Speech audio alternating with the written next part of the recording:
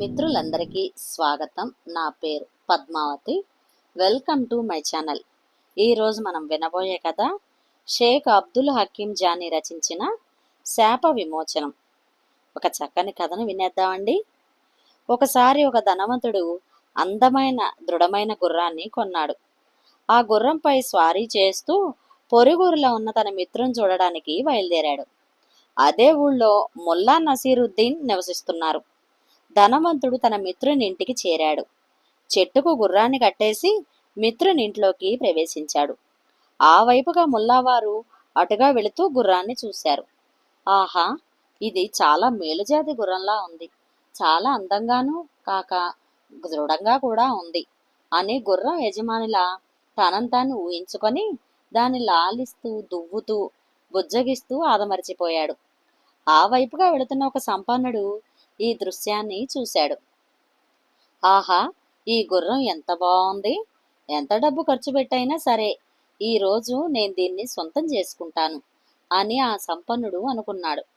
ఈ గుర్రాన్ని అమ్ముతావా మిత్రమా? నసీరుద్దీన్ని అడిగాడు సంపన్నుడు. నసీరుద్దీన్ ఈ గుర్రం తనది కాదని చెబితే సంపన్నుడు వెక్కరిస్తాడని భావించారు. ఏం చెప్పాలో పాలుపోక దాని వెల కనీసం 1000 బంగారు నాణాలు ఉంటుంది. నేను 2000 బంగారు నాణాలకు అమ్ముతానని చెబితే సంపన్నుడు కొనకుండా వెళ్ళిపోతాడు అని నసీరుద్దీన్ మనసులోనే అనుకున్నాడు.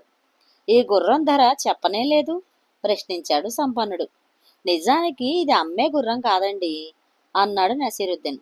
నేను ఎంత ధర అయినా చెల్లించి ఈ గుర్రాన్ని కొనాలనుకుంటున్నాను అన్నాడు సంపన్నుడు. దీని ధర 2000 బంగారు నాణాలు అని చెప్పాడు నసీరుద్దీన్.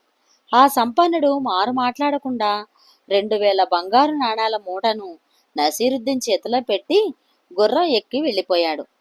నసీరుద్దీన్ చూస్తూ నిలబడిపోయాడు.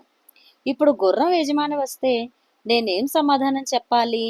ఒకవేళ నేను పరిగెత్తి పారిపోయినట్లయితే ఆ సమయంలో యజమాని నన్ను చూస్తే నేను గుర్రాన్ని దొంగిలించానని భావించే అవకాశం ఉంది.